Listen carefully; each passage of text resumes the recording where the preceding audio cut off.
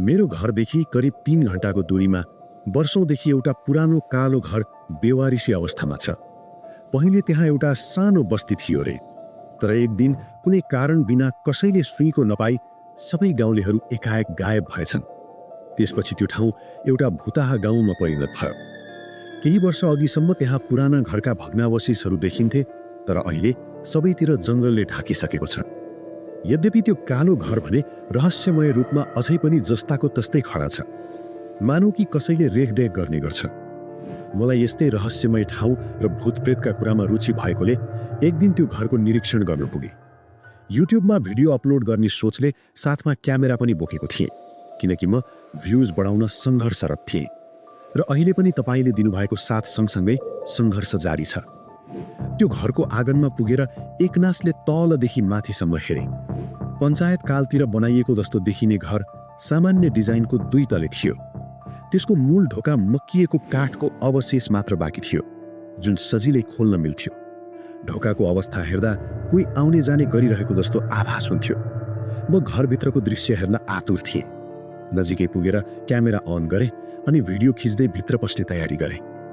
ढोकालाई अलिकति धकेल्दा सजिलै खुल्यो। म भित्र छिरेँ। भित्रको दृश्य विभत्स थियो।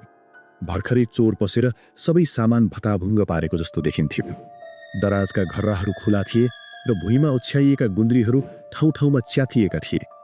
म सिधै माथिल्लो तलामा उक्लिएँ। माथिल्लो तलाको हालत पनि उस्तै थियो। भुइँ, धुलो, माटो र भग्नावशेषले हिँड्नै नमिल्ने थियो। कुनामा एउटा दराज देखियो। त्यहाँभित्र धुलोले पुरिएको एउटा कार्टुन फेला पर्यो। मैले त्यसलाई खोलेर हेरेँ। त्यसभित्र 5-6वटा कापीहरू थिए। ती सबै साना बच्चाहरूले प्रयोग गरेको जस्ता देखिन्थे। मैले एक एक गर्दै पानाहरू पल्टाएँ। कापीका पानाहरू सादा थिए। अन्तिममा भेटिएको कापी भने केरमेट गरिएको थियो। भर्खरै लेख्न सिक्दै गरेको बच्चाले जस्तै अपुरो चित्र र ठूला ठूला फोहोरी अक्षरहरू कोरिएका थिए। त्यो कापीमा कतै पनि नाम लेखिएको थिएन। मैले पाना पल्टाउँदै गएँ। जति पाना पल्टायो अक्षर र चित्रहरू उति नै सुध्रिँदै गएका थिए। एउटा पानामा पुगेपछि मेरो आँखा टक्क अडियो। त्यहाँ आज पनि सँगै खाना खायौँ, मैले उसको मुखमा हानिदिएँ भनेर लेखिएको थियो। साइडमा एउटा चित्र थियो। चित्रमा सानो बच्चाले आफूभन्दा ठूलो मान्छेलाई खाना खुवाइरहेको थियो, जुन दृश्य अति नै अस्वाभाविक लाग्थ्यो। अर्को पेजमा ऊ सुत्यो लेखिएको थियो र चित्रमा एउटा खाट देखिन्थ्यो। खाटमा एकजना सुतिरहेको र अर्को हाँसिरहेको देखिन्थ्यो।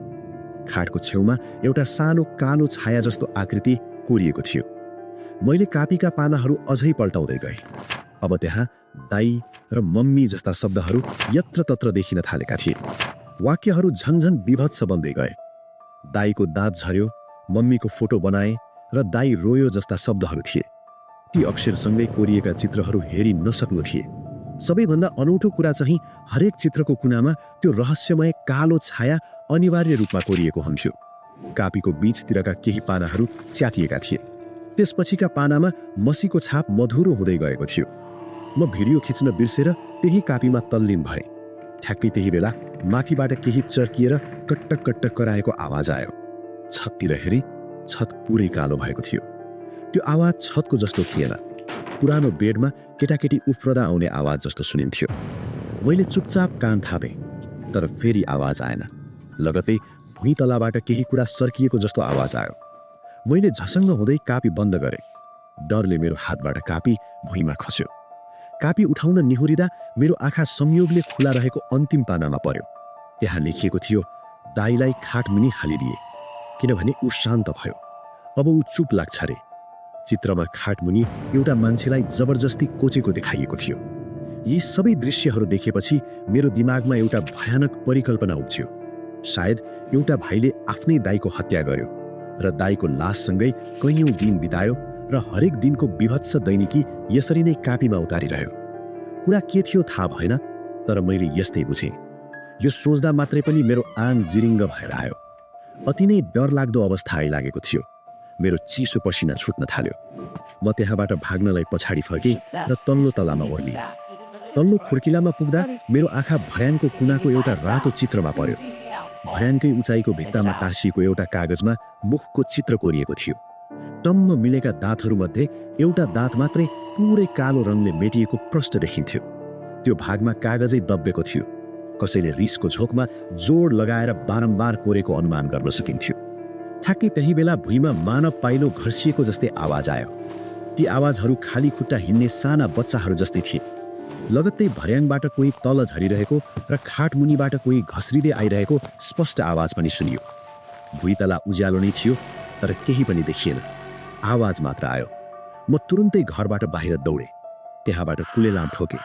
करिब 15 मिनट दौडेपछि एउटा चौतारीमा आइपुगे। त्यहाँ एकजना मान्छे बसिरहेको देखेर बल्ल राहत महसुस भयो। मैले हडबडाएर त्यो मान्छेलाई बोलाएँ र त्यो कालो घरको बारेमा सोध्न खोजेँ, तर उसको कुनै प्रतिक्रिया आएन। ऊ एकनासले भुइँतिर हेरिरहेको थियो। मलाई केही अनौठो महसुस भयो।